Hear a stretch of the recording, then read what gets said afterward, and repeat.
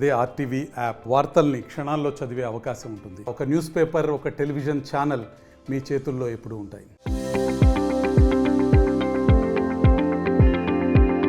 సాధారణంగా మనందరం పిల్లలకు డబ్బు గురించి చెప్పకూడదని అనుకుంటాం. వాళ్ళకి డబ్బులు లెక్కలు తెలియకూడదని, పెద్దయ్యాక అన్ని విషయాలు వారికి అర్థమవుతాయని భావిస్తాం. డబ్బులు దాచుకోమని చెప్తామే తప్ప డబ్బులు ఎలా దాచుకోవాలి, ఎందుకు దాచుకోవాలని వారికి అర్థమయ్యేలా చెప్పం. అదేవిధంగా స్కూల్లో కూడా పిల్లలకు టీచర్స్ అవసరమైన సబ్జెక్ట్స్ వరకే చెప్తారు, అంతేకాని డబ్బు గురించి ఏమీ చెప్పరు. ఎందుకంటే దానికి వారికి అంత సమయం ఉండదు. అందువల్ల పిల్లలకు సేవింగ్స్, ఇన్కమ్ గురించి, డబ్బు లెక్కల గురించి తల్లిదండ్రులే నేర్పించాలి. హాయ్, నేను మీ దీప్తి. ఆర్టీవీ బిజినెస్ కు స్వాగతం. పిల్లలకు ఆర్థిక అవగాహన ఎలా కల్పించాలో ఇప్పుడు మనం తెలుసుకుందాం. సాధారణంగా పిల్లలకు ఏదైనా చాక్లెట్, బిస్కెట్ ఇలా ఏదైనా కొనుక్కోవడానికి డబ్బులు ఇస్తూ ఉంటాం. ఆ తర్వాత ఆ విషయాన్ని మర్చిపోతాం. అంటే మనం చాక్లెట్ కొనుక్కోవడానికి 5 రూపాయలు ఖర్చు కావచ్చు, మనం 10 రూపాయలు ఇస్తాం. ఆ తర్వాత ఆ విషయాన్ని మర్చిపోతాం. దీంతో పిల్లలు మిగిలిన 5 రూపాయలు ఏ విధంగా ఖర్చు చేయాలా అని ఆలోచిస్తారు, లేదా ఇంకో చాక్లెట్ కొనుక్కుంటారు. ఎప్పుడూ అలా చేయొద్దు. పిల్లలకు డబ్బు విలువ తెలియాలంటే మీరు ఇచ్చిన ప్రతి రూపాయికి లెక్కలు రాయమని చెప్పాలి. నెలాఖరున ఆ ఖర్చులన్నిటినీ కలిపి ఎంత అయిందో చూడమని చెప్పాలి.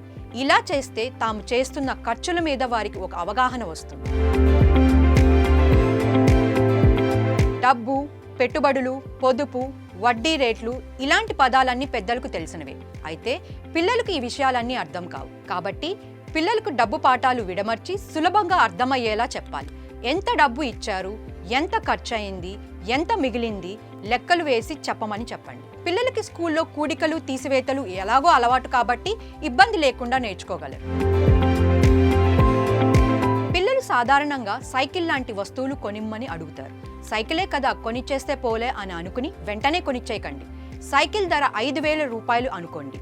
పిల్లలకు 5 నెలల పాటు ప్రతి నెల 1,000 రూపాయలు ఇవ్వండి. వీటిని జాగ్రత్త చేసుకోమని 5,000 అయ్యాక సైకిల్ కొనుక్కోమని చెప్పండి. అలా చేయడం వలన పిల్లలకు డబ్బు జాగ్రత్త చేసుకోవడం అలవాటు అవ్వడమే కాకుండా ఏదైనా వస్తువు కావాలంటే బోలెడు డబ్బు అవసరం అవుతాయని, కొంత దాచుకుని డబ్బు జమ చేసి వస్తువులు కొనాలని అర్థం చేసుకుంటారు.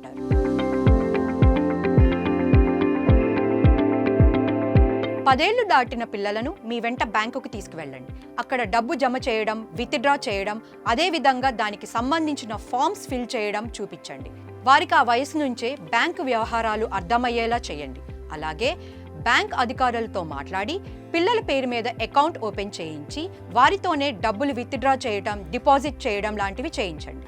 ఇక మీ పిల్లలకు 12 ఏళ్ల వయసు వచ్చిన తర్వాత మొబైల్ వ్యాలెట్లో డబ్బు ఎలా నింపుతారో తెలిపి వారి చేతే లావాదేవీలు చేయించండి.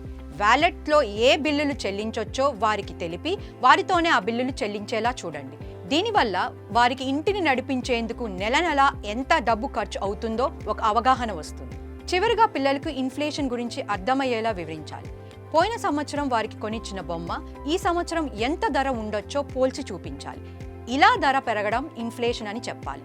డబ్బు దాచుకుని ఇన్వెస్ట్ చేస్తే దానిపై వచ్చే ఆదాయం వడ్డీ రూపంలో వస్తుందని, దానితో ఇన్ఫ్లేషన్కు తట్టుకోవచ్చని వారికి అర్థమయ్యేలా చెప్పాలి.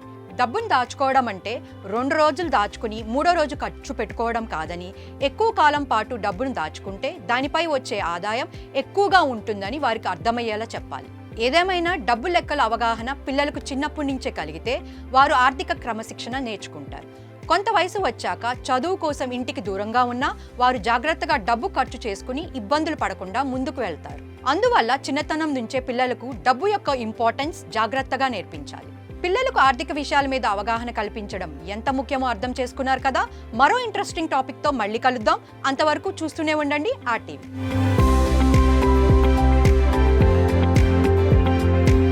మరిన్ని వీడియోస్ కోసం ఛానల్ ని సబ్స్క్రైబ్ చేయండి. లేటెస్ట్ అప్డేట్స్ కోసం వాట్సాప్ ఛానల్ ని ఫాలో చేయండి. అండ్ లింక్ డిస్క్రిప్షన్ లో ఉంది.